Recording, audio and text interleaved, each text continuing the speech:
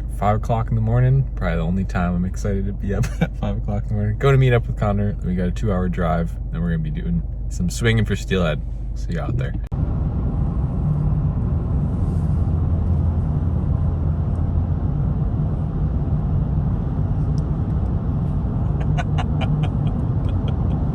You're gonna feel the heat. Yeah, the heat of the boy. All right, just got to the river, looking really good. Mid-December, I'm fishing Sage X 7110, Sync 3, big intruder. I'm fishing the Sage Igniter 8119 with a Spaco. We got the max power on here, and I'm gonna try an intermediate tip today because the water's so low and clear. Kind of like a traditional fly with some weight on it. All right, good chance we get into one. Let's get into it. You seeing anything? Whole lot of nothing. I kind of like the weird spots like this. I feel like they don't get hit.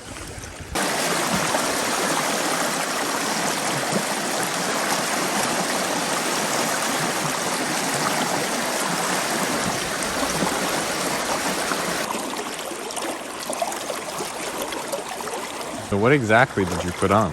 This Black and red hobo spay on T8. Yep. That's a great call. Had to make it. You caught a huge fish on that exact fly in this river. I'll put it on screen right now.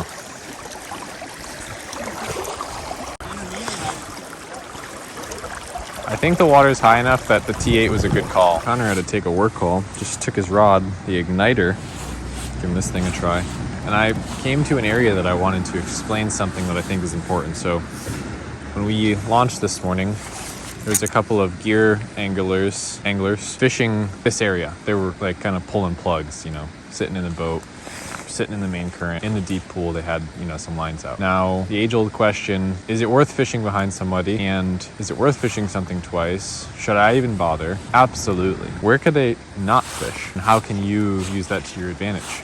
There's actually some really cool things you can do with a swung fly that you actually cannot do with any other form of fishing. Look at this grass line right below me. 18 inches, 24 inches deep, soft. The main current's out there. Cover, there's big rocks in there. I can actually swing this weightless hobo spay, Connor's rod here with T8, all the way up into that grass. And how many times have you walked up to a river, salmon fishing or steelhead fishing, and you spook a fish in shallow water? They go crazy, they run away. Salmon do that all the time, and steelhead do it too. They just simply wouldn't have been able to fish. There's nothing they could do. Plugs or big weighted jigs that's going to hit that. Next thing you can do is start higher. A lot of the times if you're fishing behind other spay fishermen even or other gear anglers, they want to fish the deepest, slowest walking speed water. We've caught countless steelhead in water just like that, behind rocks, diamond shot, faster stuff. You know, these fish are moving. You have no clue where they're going to be. This next run always freaks me out because I think there's a guy there, but I know it's a log. Yeah, that's a personal issue. It kind of gets me off my game for this run. What have you done to prepare for that? You know, I know it's a log now, but I'm still nervous. No, it's probably about, max 3 feet out there. It's pretty shallow. Mm-hmm. You're going to want to make sure you're using a real heavy tip. Something that's gonna really what size tip do you think? Dredge the bottom, you know. I had to custom cut a 20-foot piece of T20. Rio actually sells it by the spool. You have to then move it yourself, but it's worth it. So it's 20 feet of T20 for 3 feet of water? Yeah. Okay. You need it to drag on the bottom.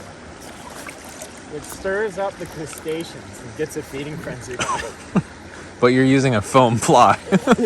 On the surface. When water temperatures are cold, you want to be on the top. That's a good tip. It's unorthodox. And why are you single spaying? Because it's the only cast. Only cast you ever need. Regardless of fly size or tip size or any of that. As your guide out here today, I'll let you know when to set. He's on. Do you have any tips for rowing? What you're going to want to do, you don't want to blow the run. Backwards a little bit. Okay. You can tell based on the quality of my gear that somebody who didn't know what they were doing is rowing. Based on the quality of your gear, somebody didn't know what they were doing? A lot of mistakes were made. I'm going to let you fish right here. Yeah. Yeah, I only want you covering that seam. You on? He did run at me.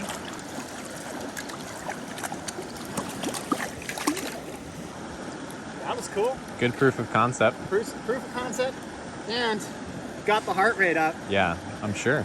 Nice job. First fish of the day. 1-0. Time to jump it.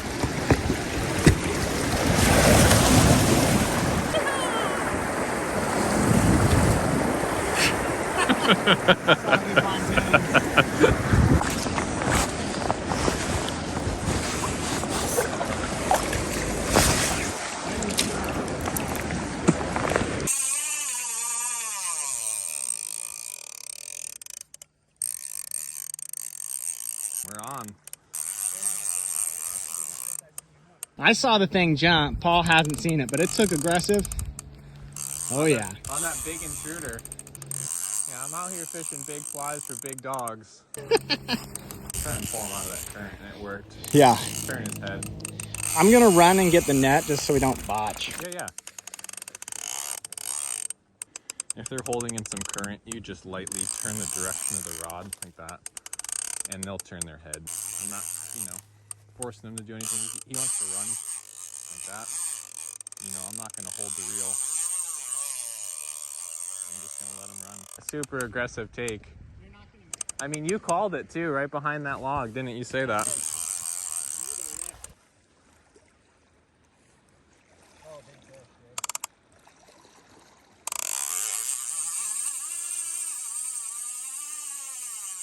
Yeah. Yeah, we know that's gonna happen. That is a big fish. Go for it, dude. Oh my god. Nice. Dude, good fish. That is so cool. That's a beast, dude. Really went for that intruder. Total beast.